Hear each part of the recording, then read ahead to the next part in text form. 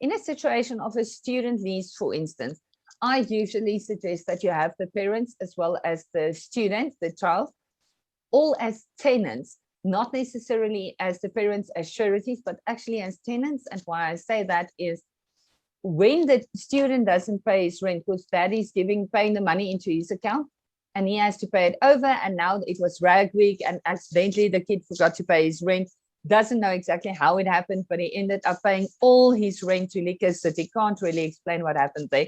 He really thought that was his estate agent, and now he's not paying his rent. What you want is, when you send the letter of demand, you want the parents to be aware of that.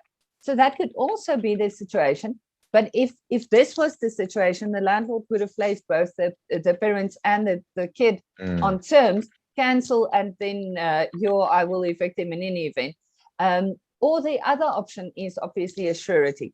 So in a situation where the parents signed a surety, and I think this is the most likely situation here, the parents signed a surety, the kid is now not paying the rent, and the landlord is starting to put pressure on the surety, the parents as the sureties. They want them out. What now? And that's a very unfortunate position to be in as the parents. And the reason why I say that is, if the landlord placed the child on terms now, evict him, but he still stays in the property for 3 or 4 months, all that financial obligation is going to fall squarely on the parents' shoulders as the surety. Yeah.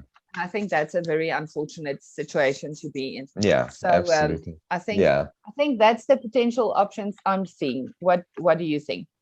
No, absolutely. Look, it's the only permutations I can think on the question itself, and you kind of covered it. So parents as landlords, or parents trying, either being held responsible and now trying to control the situation so that, they don't run into any more debt, or they could just be concerned parents. Maybe they're not directly liable.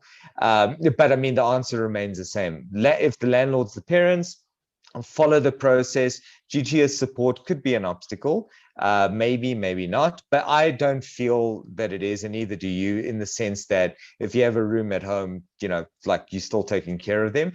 And if the parents are literally just taking care of their student child who's staying somewhere else and they're not landlords, it would either be as co-tenants or sureties, in which event it does start becoming a bit difficult, because can a surety compel someone to do something?